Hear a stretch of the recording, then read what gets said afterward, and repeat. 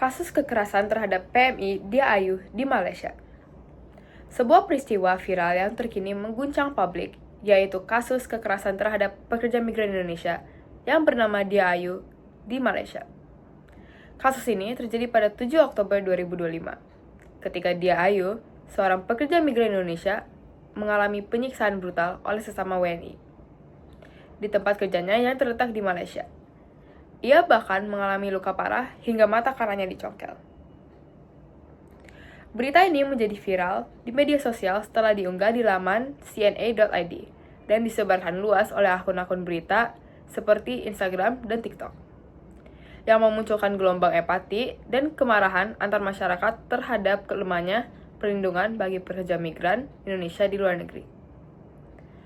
Menurut saya, peristiwa ini sangat kacau dan menyeramkan sebagai penduduk Indonesia.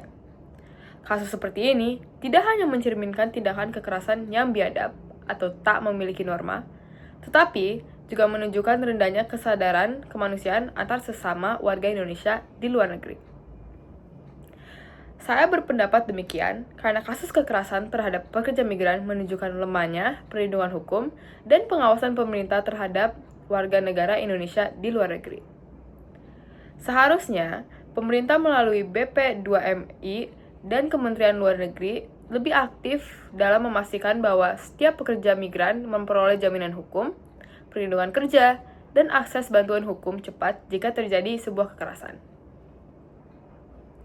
Selain itu, karena kekerasan seperti ini juga menandakan kurangnya empati dan kontrol emosi antar sesama pekerja migran, kondisi seperti stres, rasa iri, atau tekanan ekonomi seringkali menjadi pemicu tindakan kejam.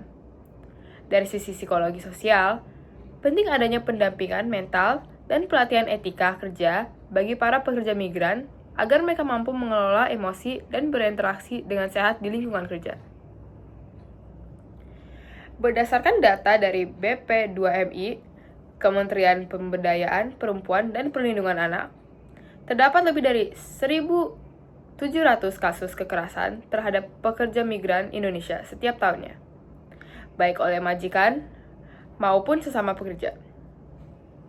Kasus Dia Ayu hanyalah salah satu contoh nyata bahwa kekerasan terhadap pekerja migran Indonesia masih sering terjadi dan perlu perhatian serius dari pemerintah maupun masyarakat. Sebagai solusi, pemerintah perlu memperketat pengawasan, memperkuat kerja sama bilateral dengan negara tujuan, serta memberikan edukasi hukum dan pelatihan perlindungan diri kepada setiap calon pekerja migran.